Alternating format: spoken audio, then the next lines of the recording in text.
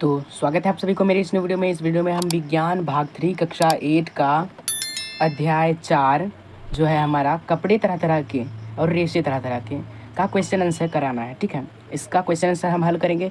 पीछे के जो सारे अध्याय हैं उन्हें हम वीडियो के माध्यम से पढ़ा चुके हैं। अगर आप पीछे वाले वीडियो नहीं देखे हैं तो आप मेरे प्लेलिस्ट में जा कर के देख सकते हैं। तो चलिए अध्याय पर चलते हैं। तो ये है हमारा अध्याय और इसका क्वेश्चन आंसर। ठीक है, तो हमें इसका क्वेश्चन आंसर ही हल करना है। तो देखिए, चलिए इसको हल करते हैं।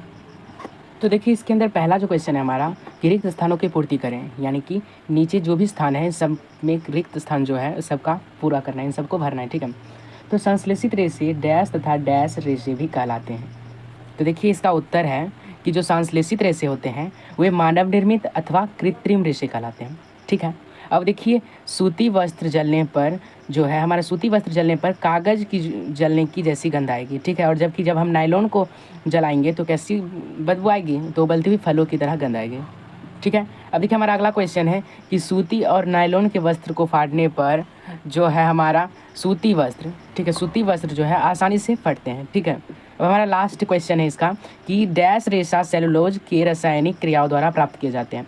तो देखिए, यहाँ पे हो जाएगा हमारा संश्लेषित रेशे। संश्लेषित रेशे जो होते हैं वे सेल्यूलोज की रासायनिक क्रियाओं द्वारा प्राप्त किए जाते हैं। अर्थात सेल्यूलोज हो गया मतलब कि इसे हम क्या करते हैं कि प्रयोग द्वारा या एक्सपेरिमेंट के तहत कि करते हैं, यानी कृत्रिम रूप से बनाते हैं। इसमें प्राकृतिक जो चीज़ें होती हैं जैसे पेड़ पौधे, उसका हस्तक्षेप नहीं करना पड़ता है। अब चलिए आगे चलते हैं। तो देखिए, हमारा अब जो अगला क्वेश्चन है इसमें हमें करना है मिलान करें। ठीक है, कॉलम ए को कॉलम बी से मिलान करना है। तो देखिए, इसके अंदर रेशम, तो आप जानते हैं कि रेशम जो होता है वो प्राकृतिक रेशा है। ठीक है, और ये रेशमी कीड़ों से पलता है, तो ये क्या हो जाएगा? प्राकृतिक रेशा। पैरासूट, आपको जब अध्याय पढ़े होंगे तो आपको बताया गया था कि पैरासूट जो होता है वो नायलॉन से बना होता है। ठीक है, अब देखिए कृत्रिम रेशा। ठीक है, अब देखिए कृत्रिम रेशा जो होता है वो क्या है? रेयॉन। ठीक है, कृत्रिम रेशा रेयॉन है। टैरेलिन जो है ये संश्लेषित रेशा है। ठीक है, कृत्रिम और संश्लेषित दोनों एक ही है। ठीक है, यानी कि जो हमारा संश्लेषित रेशा जो होता है उन्हें हम कृत्रिम अथवा मानव निर्मित रेशे कहते हैं। ठीक है, तो यह आपका मिलान हो गया है। अब अगला क्वेश्चन देखते हैं। तो देखिए, इसके अंदर हमारा अगला क्वेश्चन है 3 नंबर कि कुछ रेशे संश्लेषित रेशे क्यों कहलाते हैं। तो इसका आंसर है, आप इसे लिखिए कि रासायनिक प्रक्रिया द्वारा बने होने के कारण कुछ रेशे जो है हमारे संश्लेषित रेशे कहलाते हैं। ठीक है, हमारा अगला क्वेश्चन है कि नायलॉन रेशे से निर्मित 2 वस्तुओं के नाम बताएं जो नायलॉन की रेशे की प्रबलता को दर्शाता हो। यानी कि नायलॉन रेशे से बने 2 वस्तुओं का नाम बताना है। ठीक है, जो नायलॉन की प्रबलता को दर्शाएं। तो इसका उत्तर है पैरासूट और रस्सी। यानी कि पैरासूट जो होता है वो भी नायलॉन का बना होता है, और पहाड़ पर चढ़ने वाली जो रस्सी होती है मजबूत, वो भी नायलॉन का बनाया जाता है, क्योंकि नायलॉन रेशा जो होता है वो अत्यधिक मजबूत होता है। ठीक है, ये जल्दी फटने वाला नहीं होता है, इसलिए इसे उपयोग इस सभी वस्तुओं के निर्माण में किया जाता है। तो अगला क्वेश्चन देखते हैं। अब हमारा अगला क्वेश्चन है कि रसोई घर में संश्लेषित वस्त्र पहनने की सलाह नहीं दी जाती है, क्यों?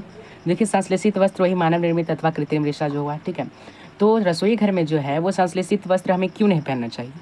तो इसका आंसर है कि संश्लेषित वस्त्र आग जल्दी पकड़ लेती है और आग लगने पर यह व्यक्ति के शरीर में चिपक जाता है, जिससे व्यक्ति जल सकता है, और इसी कारण संश्लेषित वस्त्र जो है वो रसोई घर में पहनने की सलाह नहीं दी जाती है। यानी कहने का तात्पर्य यह है कि संश्लेषित वस्त्र जो होता है वह शरीर में चिपक जाता है। ठीक है, और जब आग लगी हुई कोई भी चीज़ अगर शरीर में या त्वचा में चिपक जाएगी तो हमें बहुत ही दिक्कत होगी। इसलिए जो है कि रसोई घर में जो है संश्लेषित वस्त्र नहीं पहनना चाहिए। तो अगला देखते हैं क्वेश्चन। तो देखिए, अब हमारा अगला क्वेश्चन जो है, रेयॉन को नकली रेशम क्यों कहा जाता है? तो जो रेयॉन है इसे नकली रेशम क्यों कहते हैं? तो इसका उत्तर है कि रेयॉन जो है, रेयॉन असली रेशम से कहीं उत्तम गुणों वाला एवं सस्ता रेशम होता है। देखने और छूने पर रेशम की ही अनुभूति होती है, इसलिए इसे नकली रेशम कहते हैं। यानी कहने का तात्पर्य है कि जो रेयॉन जो है वो नकली रेशम इसलिए कहा जाता है उसे क्योंकि वो असली रेशम के समान गुणों वाला है और ये सस्ता भी है। ठीक है, इसलिए इसे नकली रेशम कहा जाता है। ठीक है, अब देखिए हमारा नेक्स्ट क्वेश्चन है कि संश्लेषित वस्त्र गर्मी के मौसम में आरामदेह नहीं होते हैं, क्यों? तो इसका उत्तर है कि संश्लेषित वस्त्र ऊष्मा का कुचालक होता है, इसलिए शरीर की गर्मी बाहर नहीं निकल पाती है, जिस कारण शरीर पसीने से लथपथ हो जाता है, और इन्हीं गुणों के कारण जो है गर्मी के मौसम में आरामदेह नहीं होता है। क्या? तो संश्लेषित वस्त्र। ठीक है, अब देखिए एक्रिलिक का 2 उपयोग लिखिए। ठीक है, एक्रिलिक का 2 उपयोग लिखिए, यानी एक्रिलिक का जो उपयोग होता है इसका 2 लिखना है। तो इसका आप यूँ आंसर लिख दिए, एक कंबल बुनना और एक चटाई बुनना। ठीक है, यही है एक्रिलिक। ठीक है, अब देखिए रेशा का नाम बताइए जो जलने पर जलते हुए कागज़ की गंध है। तो इसका उत्तर है सूती वस्त्र। ठीक है, तो देखिए सूती वस्त्र जो होता है वो जलने पर कागज़ की तरह गंध देती है। ठीक है, अब देखिए जलने पर जो जलते हुए बाल की गंध दे, तो देखिए बाल की जो गंध दे वो कौन सा हो जाएगा, हमारा ऊनी हो जाएगा। ठीक है, वो हमारा ऊनी हो जाएगा। ठीक है, ऊनी ही जलते हुए बाल की गंध देती है। ठीक है, और जलने पर उबलती हुई फली की समान गंध दे तो वो हमारा नायलॉन हो गया। ठीक है, तो आप इसे उतार लें। अब देखिए हमारा लास्ट क्वेश्चन जो है, संश्लेषित रेशे का औद्योगिक निर्माण वास्तविक में वनों का संरक्षण में सहायक रहा है। तो इस पर कमेंट करें यानी टिप्पणी करें। तो इसका जो उत्तर है कि संश्लेषित रेशे रासायनिक प्रतिक्रियाओं द्वारा मानव निर्मित होते हैं। ठीक है, जबकि प्राकृतिक रेशे पौधे और जानवरों से प्राप्त किए जाते हैं। इसलिए संश्लेषित रेशे जो है वनों के औद्योगिक निर्माण में सहायक रहा है, क्योंकि इसमें प्राकृतिक वस्तुओं का ज़्यादा हस्तक्षेप नहीं होता है।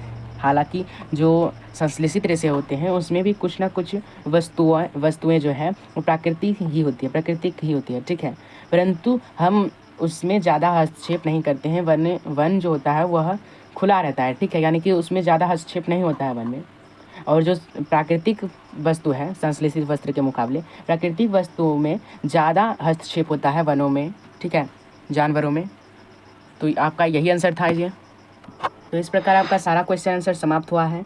ठीक है, लेकिन आप क्वेश्चन जब समाप्त हुआ है तो आपसे मेरा निवेदन है कि आप जो वीडियो देखते हैं इस वीडियो का गलत इस्तेमाल ना करें। हालांकि आपको जो स्कूल पे होमवर्क मिलता है तो उसका उद्देश्य होता है कि आप उससे कुछ सीखें।